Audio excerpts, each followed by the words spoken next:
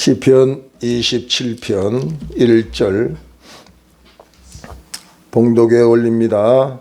여호와는 나의 빛이요 나의 구원이시니 내가 누구를 두려워하리요. 여호와는 내 생명의 능력이시니 내가 누구를 무서워하리요. 아멘. 이전에 저희 교회에 외양선 선장이 있었습니다. 외양선을 타고 가노라면 위험한 일들을 많이 당하고 때로는 정말 총 앞에서도 그 삶을 살아왔던 이야기를 들어보면 무시무시할 정도의 그의 삶을 많이 들었습니다. 이분은 초신자입니다. 부인이 권사님이고 한 번도 가보지 않는 산기도를 같이 가봤습니다. 산기도를 가는데 그분에게 저 위에 가서 기도하는 것보다 선생님은 여기서 기도하는 게 좋겠습니다 하고 아래에 기도하기를 권했습니다. 그랬더니 이분이 하는 이야기가 아니 저 꼭대기까지 여자도 올라가는데 왜 내가 산전수전 다 겪고 무서울 거 하나도 없는 나에게 이 밑에서 기도하라고 그러냐고 그렇게 이야기하더라고. 그래서 구태여 고집을 피우며 가장 꼭대기에 올라가서 기도를 하겠다고 하는 겁니다. 5분도 안 돼서 아주 두려운 표정을 가지고 내려와서 더 이상 못 있겠더라고. 더 이상 나는 여기 있을 수 없어서 내려가겠다고 그렇게 이야기를 하는 겁니다. 우리가 이 세상을 살겠다 하면 육안을 가지고 보이는 세상도 있지만 분명히 하나님이 영을 만들었기 때문에 우리가 육안으로 보지 못한 영적인 세상이 있거든요. 그래서 부분적이나마 안 좋은 것 보는 점쟁이들이 육안을 가지고 못 보는 우리들의 영적 세계를 부분적으로 보지 않습니까? 이분은 전혀 영적인 세계를 이해하지 못하니까 왜 이렇게 꼭대기에 올라가서 기도하지 말라고 하는 이야기를 못 알아듣는 거예요. 올라가서 보니까 총 앞에서도 살아나온 자신이 두려울 것 없는 줄 알았는데 아주 여자들도 꿋꿋하게 기도하고 있는 그 자리에서 떠나서 두려워서 얼쩔 줄 모르는 그때를 생각하면 참 한편으로는 우습기도 하고 영적인 세계는 당해보지 못한 사람들은 이해할 수 없다 그렇게 생각을 해봅니다. 우리 사람들은 두려움이 저마다의 원인과 정도의 차이는 있지만 다 가지고 있습니다. 이 세상에 사는 사람이 나는 두려움이 없어. 난 놀랄 것도 없어. 내가 무서울 게 뭐 있어. 이렇게 말하는 사람이 있다면 아직도 세상을 덜 살아서 그렇습니다. 한치의 앞일도 모르는 인간이 내일을 생각하면 두렵지요. 오늘의 인간의 힘으로 내 힘으로 감당할 수 없는 문제 앞에 사람들은 두려워할 수밖에 없지요. 제한된 인간의 힘을 고백할 때마다 내 힘으로 안 되는 이 일들을 어떻게 감당할꼬. 그것이 때로는 물질로 가난의 문제 두렵잖아요. 매달 준비도 안 돼 있는데 카드 명세서는 꼬박꼬박 돌아오고 월세를 지불해야 될 그런 상속에 있고 한 끼에 밥을 먹는데도 이렇게 참 걱정이 되고 그거 안 겪어본 사람이 그까짓 거 뭐 밥 한 그릇 없으면 안 먹으면 되지. 매일 먹지 말아봐요. 그런 소리 하는 거. 그러니까 이 두려움이 다 있다며 저마다. 정도의 차이는 있지만 원인도 저마다 각각 다를지라도 개개인마다 질병의 두려움도 있어요. 어떤 사람은 종합검진하라고 국민의료보험공단에서 2년마다 날라와도 두려워서 검진을 못해. 혹시 생각지 못한 불치병이 나올까 봐 두려워서. 어떤 사람은 실패의 두려움, 거듭되는 실패 때문에 또다시 뭔가 일을 하기가 싫어. 겁이 나. 또 해봤자 실패할 텐데. 대인관계의 두려움이 있고 제가 잘 아는 집사님의 딸이 어느 날 학교를 안 가겠다는 거예요. 그래서 막 야단을 치고 벌써부터 학교 가는 걸 그렇게 안 가려고 이렇게 하냐고 야단을 치고 보냈더니 얼마 뒤에 자살을 해버렸어요. 그래서 결국은 약물을 먹었지만 죽진 않았지만은 가만히 보니까 얼마나 오랫동안에 왕따를 당해가지고 아이들에게 심한 외로움과 공고함과 두려움에 사유졌어. 학교 학자만 들어도 얘는 막 질리는 거예요. 그 부모가 몰라서 막 그냥 야단만 치고 보낸 거예요. 왜 너는 두려워하느냐 이렇게 말할 수는 없다는 거죠. 사람마다 정도의 차이가 있고 원인이 다르지. 내가 안 두렵다고 해서 당신도 안 두려울 거라는 이야기를 하면 안 된다는 이야기입니다.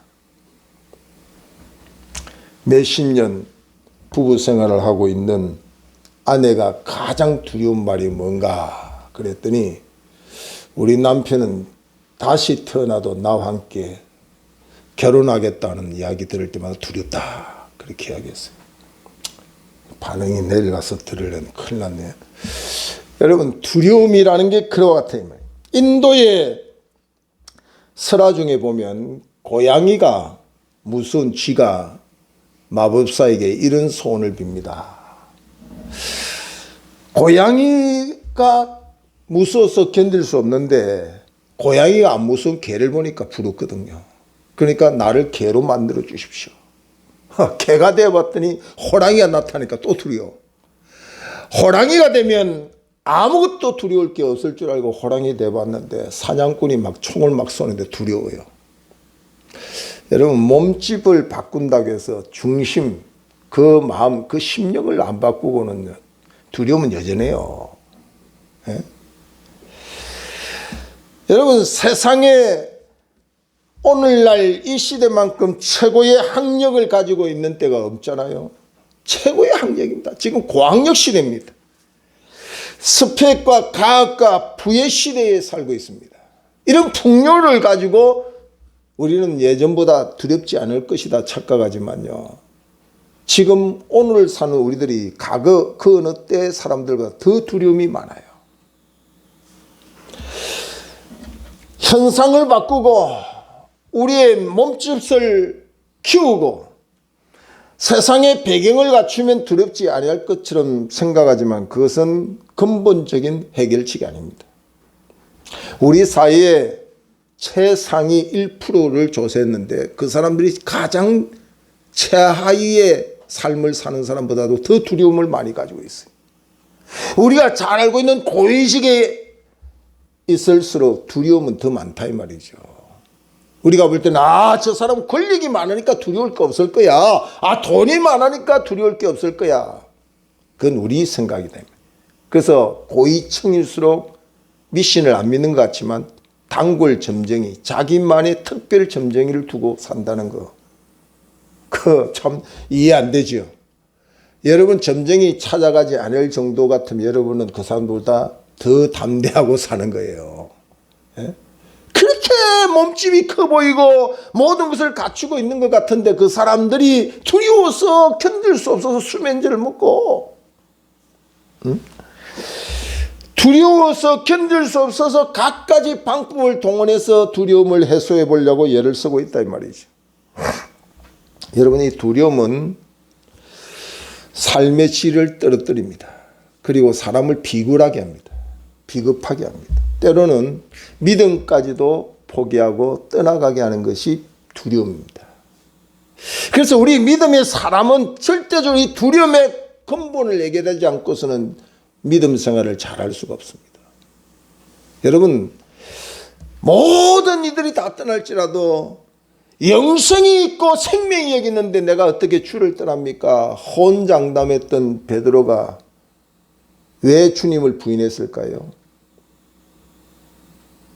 어린 소녀 몸종 하나가 저 사람이 그리스도인입니다. 주를 따라다녔습니다. 말할 때에 주님을 안다는 자체를 부끄러워했던 사람이 누구냐면 베드로예요. 참 신기하죠. 여러분 이해 안 되잖아. 이렇게 생명 걸고 주님을 따라갔던 베드로가 주님을 저 사람 안다 할 때 주님을 안다고 말하는 자체가 부끄러워서 숨기는 이런 모습. 성경책 한 권을 떳떳이 들고 다니지 못한 오늘날 교인들, 그리스도인이라고 하는 말 자체 한마디를 하지 못하고 신앙생활하는 오늘날 교인들, 뭐가 그래 두려워요? 이 두려움 때문에 그렇게 하는 거예요.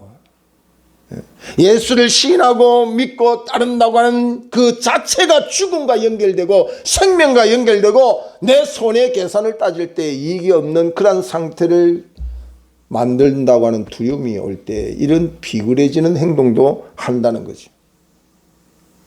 이세벨의 칼에 두려움을 감당치 못한 믿음의 용사, 바알 선지자, 아세라 선지자들을 850명을 홀로 감당했던 믿음의 용장 엘리야가 로뎀나무 아래서 두려워서 어쩔 줄 모르는 모습. 두려워서. 여러분, 하나님이 애굽에 가서 네 백성을 구원하라고 지도자로 세우려고 아무리 그랬지만 모세가 뭐래 그랬어요? 저는 못합니다. 입이 둔한 거 알지 않습니까? 말도 제대로 못하는데 내가 어디 가서 그 일을 하겠습니까? 감히 대애굽의 왕 앞에서 감히 어떻게 그런 말을 합니까? 두려우면요 소심해집니다. 담대해지 못하고 두려우면 소심해져요. 두려우면 삶의 질이 떨어집니다. 두려우면 비급해집니다. 비굴해집니다. 두려우면 소심해집니다. 두려우면 삶의 의욕이 상실됩니다. 이 두려움이 얼마나 우리 인간의 삶이 힘들게 하는지 몰라요. 그래서 어떤 사람은 두려움을 해소하려고 밤새도록 술 마시고 잠들어야 두려움을 이길 수 있대요. 어떤 사람은 두려움을 이길 수 있게 해서 끝없이 쾌락을 즐기고 노름을 하고 심지어는 마약을 하기까지도 합니다. 어떤 사람은 자기 부인 사진을 가지고 다닌대요. 왜 부인 사진을 그렇게 가지고 다니냐 그랬더니 이렇게 무서운 여자하고도 사는데 세상에 뭘 두려울 게 있냐 그렇게 하고 부인 사진을 들고 다닌다. 여러분도 반대로 남편 사진을 가지고 다녔어요. 남편이 무섭다 생각 들거든. 세상이 무서울 때마다 남편을 한 번씩 사진을 보는 거야. 이렇게 무서운 사람하고도 사는데 세상이 뭐가 무서울까? 제가 그 통일교 모태신앙인 한 사람을 합동 결혼식까지 했던 사람을 제자훈련을 할 때 제자훈련을 중간까지 봤는데도 불구하고 문성명 사진을 늘 포켓에 넣고 지갑에 넣고 다녀요. 제발 좀 버리라고. 알면서 왜 자꾸 가지고 다녀요? 목사님, 문 선생님 욕하지 마세요. 문 선생님 사진만 가지고 다니도록 허락해 주세요. 그것만 품고 있으면 편안하다는 거요. 참 답답한 사람들. 어떤 사람은 부적 가지고 다녀야 편하대. 그래서 그냥 막 부적을 갖다가 머리맡에도 심지어는 그냥 속내의 안에도 참 사람이 이렇게 연약해요. 뭐 그냥 몸집만 크지 강한 것 같이 어떤 사람은 전화벨 울려도 막 경기를 하는 사람이 있어요. 네가 받아라. 두려워하죠. 이게 인간이에요, 인간. 사무엘하 2장 17절 이하에 보면은 골리앗을 무너뜨리고 승승장구했던 다윗을 그 당시에 사람들은 우리의 등불이다. 우리의 영웅이다. 그렇게 고백을 했습니다. 최고의 지성과 야성을 겸비하고 영성까지 겸비한 다윗을 많은 사람들이 극찬했습니다. 근데 오늘 본문 2절에 보면은 다윗은 참으로 이런 사람이 진짜 다윗일까 할 정도로 이해할 수 없는 고백을 2절에 합니다.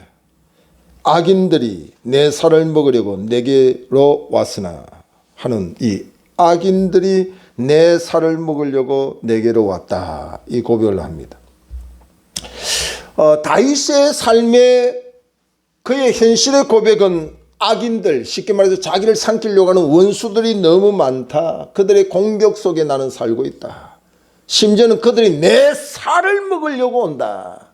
내 살을 먹을. 그 말은 무슨 말이에요? 내 생명을 해하려고 온다. 여러분, 이런 상태에 두려움이 없는 사람이 이상할 거 아니에요?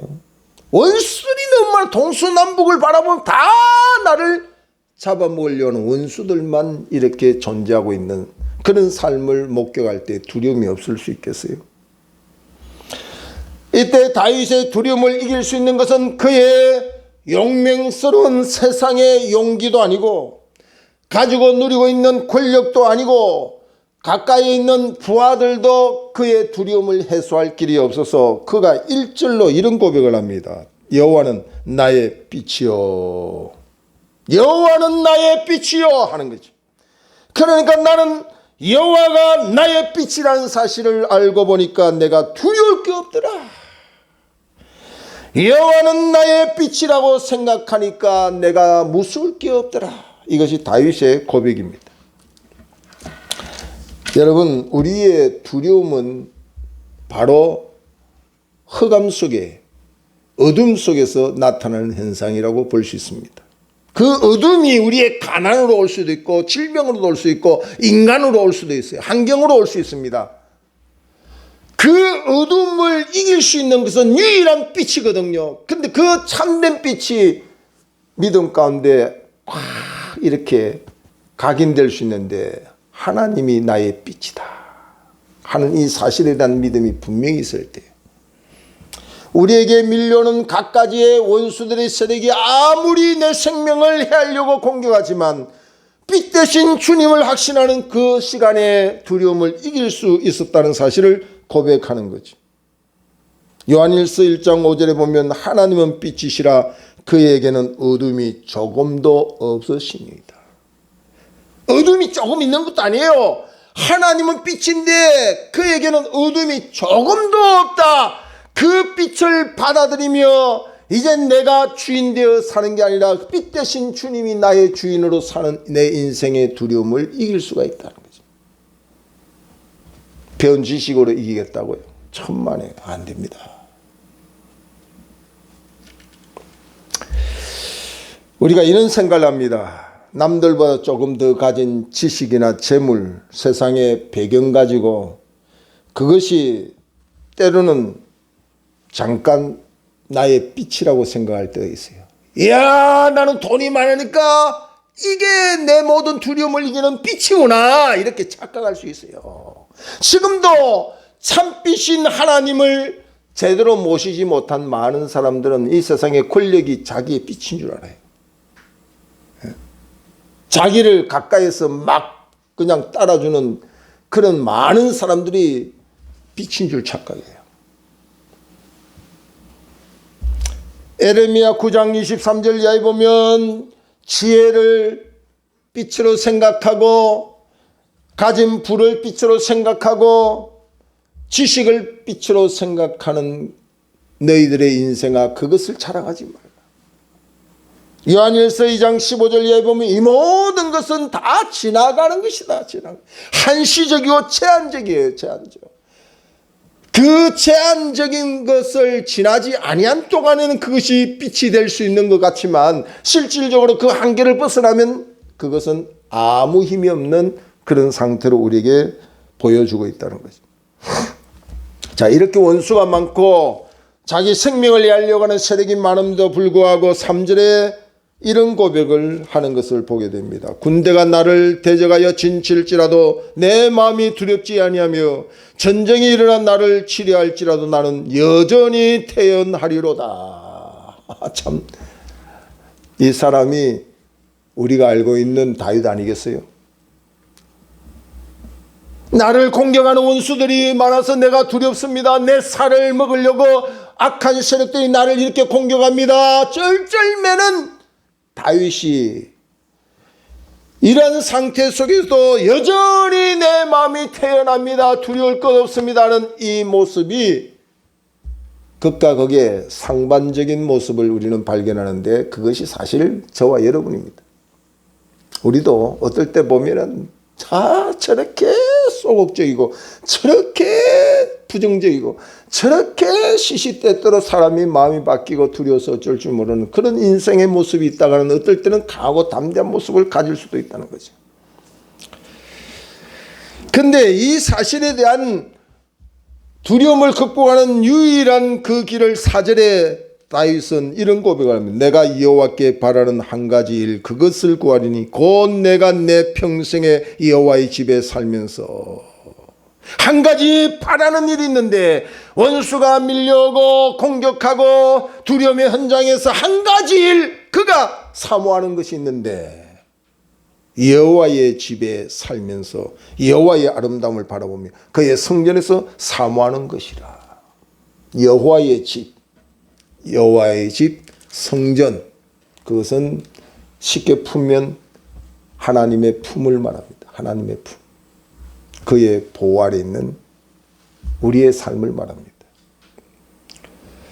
하나님의 보호.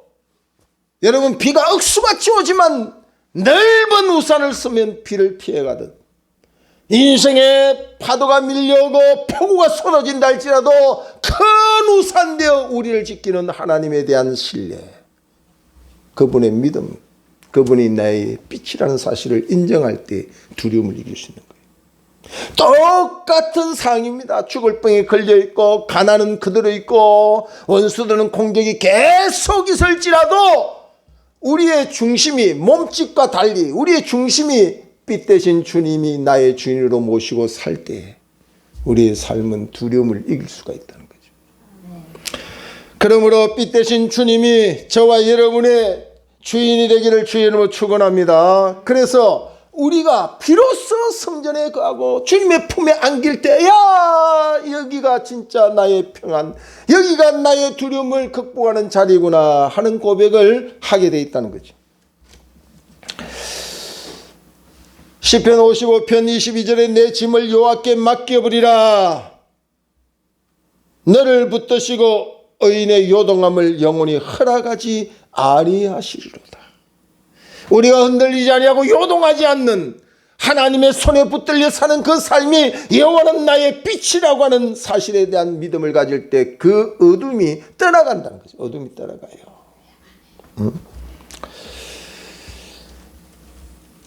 스코틀랜드 종교개혁자 존 낙스는 그의 비문에 특이한 글이 쓰여져 있어요. 하나님을 두려워하며 세상을 두려워하지 않았던 전도자가 여기 누워 있습니다.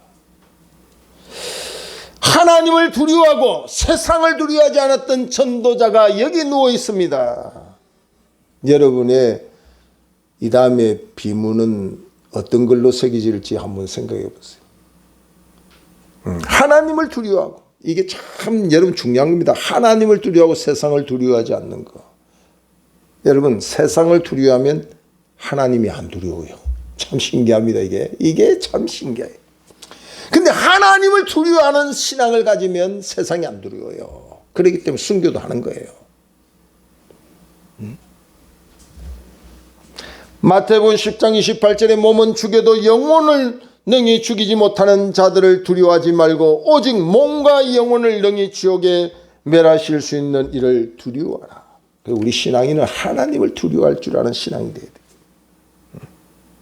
하나님을 두려워하면 담대해져요. 여러분, 모세가 애굽의 왕을 두려워하지 않는 이유가 뭔지 아세요? 애굽의 권세, 세상의 뿔을 두려워하지 않는 이유가 뭔지 아세요? 하나님을 두려워했기 때문에. 우리 신앙생활은 그 사람의 수준을 집사, 군사, 직분으로 평가가 안 돼요. 신앙의 연조를 가지고 그 사람의 신앙을 평가 못합니다. 그 사람의 신앙의 평가는 하나님을 얼마나 두려워하느냐를 보고 판단할 수 있어요. 예? 하나님의 말씀은 쉽게 함부로 경히 여기고 우습게 여기고 저버리고 마음대로 하고 집사가 되고 목사가 된들 그 사람 신앙생활 수준은 엉터리예요. 엉터리. 아무리 초신자라도 하나님의 말씀을 두려워하고 하나님의 명령을 두려워하고 하나님 앞에 자신의 모습을 살피면 날마다 경건의 두려움을 갖고 있는 그 사람은 직분과 관계없이 신앙의 수준이 높은 사람이 됩니다. 어디 함부로 강대상에서 핸드폰을 막 걸고 함부로 유행가 부르고 함부로 농담 패설이나 엉뚱한 소리하고 하나님 두려워하는 행동 아니에요. 아무리 그 사람이 대형교회 목사라도 그건 가짜예요. 가짜. 분별해야 돼요. 이 강단은 그런 자리가 아니에요. 아무리 조그맣게 만든 강단이라 할지라도 그것은 하나님의 임재가 있는 곳이에요. 하나님의 거룩한 성전이에요. 근데 함부로 그냥 아직도 하나님을 두려워하지도 않고 세상에 두려워서 세상 눈치 보는 사람들을 강단에 세워서 간증이나 시키고 찬양이랍시고 찬양이나 부르게 하고 그러면 안 되는 거예요.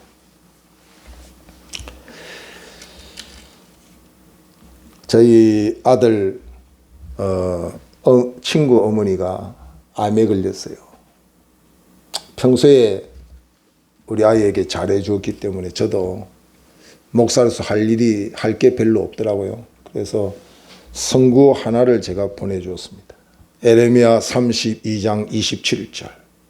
나는 여호와여 모든 육체의 하나님이라. 내게 능치 못한 일이 있겠느냐. 이 말씀을 보냈어요. 나는 내 마음에 감동이 되어서 조금이라도 은혜가 되었으면 하고 딴 말 쓰지 않았어요. 성구 한 자 딱 보냈어요. 얼마 후에 대인기피증, 두려워서 잠을 이루지 못한 우울증과 공포가 사로잡히는데 참 신기하죠. 하나님이 이 말씀 하나 붙들고 목사님 너무 힘이 예? 이렇게 귀한 말씀이 하나님 말씀이군요. 지금도 건강하게 잘 살고 있어요. 여러분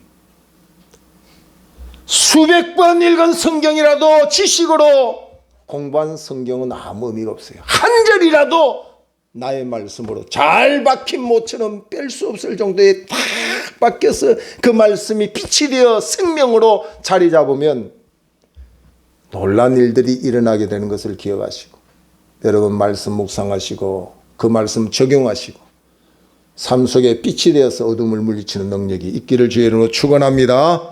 그래서 이 말씀이 얼마나 중요한지 몰라요. 우리의 시선을 세상 가운데 두지 말고 이렇게 빛 대신 주님을 향하여 바라보며 여호와는 나의 빛입니다 하는 것을 날마다 두려움 현장, 어둠의 현장에서 고백하자는 거죠. 예? 그게 너무 중요한 거예요. 그 빛 대신 주님을 모시고 사는 것이 어떤 삶이냐고 하면요. 5절에 보니까 여호와께서 환난 날에 나를 그의 초막 속에 비밀히 지키시고 아무도 알지 못한 비밀한 장소에 나를 보호하는 보호자가 되어주시는 거예요. 원수가 아무리 많아도 이 비밀의 장소에 더 이상 공격하지 못하는 그 자리에 나를 보호하시는 거예요. 환난 날에 나를 그의 초막 속에 비밀히 지키시고 그의 장막 은밀한 곳에 나를 숨기시며 높은 바위 위에 두시리로다. 원수가 더 이상 공격하지 못한 자리까지 나를 세워주시는 거예요. 할렐루야! 이런 삶을 살아야 된다 이 말이에요. 어둠이 건졌지 못하는 불치의 병이 내게 밀려오다가도 여호와는 나의 빛이라는 확신을 가지고 그분이 나를 초막 속에 비밀히 지키시고 높은 곳에 나를 세워주는 그 말씀이 확실히 믿어지는 그 순간 지금도 의학의 손으로 역사하지 못하는 그 손까지도 하나님의 치료가 하나님의 문제의 해결의 역사가 빛 대신 주님의 역사 속에서 지금도 얼마든지 일어나고 있다는 사실을 믿기를 주의 이름으로 축원합니다. 이 믿어야 돼요. 믿음 없이는 아무것도 할 수 없잖아요. 그래서 성경은 믿음이 없이는 하나님을 기쁘시게 할 수 없느니라. 하나님께 나아가면 반드시 그가 계신 것과 그를 찾는 자들에게 상 주시는 심을 믿어야 할지니라. 여러분 히브리서 11장 6절 한 절만 일평생 외우고 나의 말씀으로 그 말씀이 여러분의 중심의 빛으로 역사하기만 하면 두려울 거 없습니다. 세상을 이기는 믿음이 됩니다. 원수가 더 이상 나를 공격하지 못하는 믿음의 용장이 될 수가 있다는 사실입니다. 여러분 시편 18편 28절에 보면 주께서 나의 등불을 켜시며 여호와 내 하나님이 내 흑암을 밝히시리라. 시편 18편 28절은 여러분이 수백 번을 외우고 반복해 보세요. 주께서 나의 등불을 켜시며 빛 한 점도 내게 만들 수 없어요. 지식으로도 만들 수 없고 권력으로도 만들 수 없는 철저히 흑암 속에 갇혀있는 내 인생의 삶에 등불을 켜시는 이가 누구이겠어요? 여호와 내 하나님이 내 흑암을 밝히시리로다. 여러분의 가정의 흑암을 밝힐 뿐만 아니라 여러분 삶의 흑암을 밝히는 빛 되신 주님.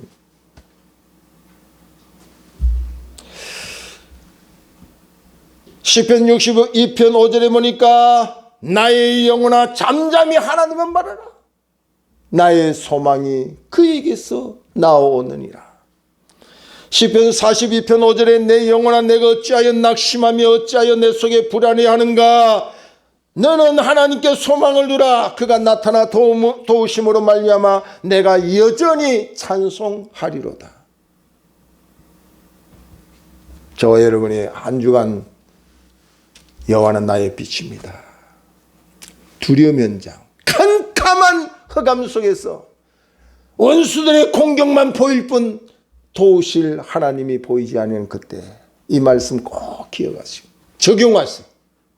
내 힘만 의지하면 피할 수밖에 없지만 힘 있는 장수 나와서 날 대신하여 싸우니 이 장수 누구인가? 주 예수 그리스도이시다. 그 사실을 여러분이 절대적으로 믿고 받아들일 때 여러분의 삶에 여호와 니시의 깃발을 높이 들고 빛 대신 주님과 더불어 승리의 궤가를 높이 들게 될 줄로 믿습니다. 기도하겠습니다. 하나님 은혜를 감사합니다.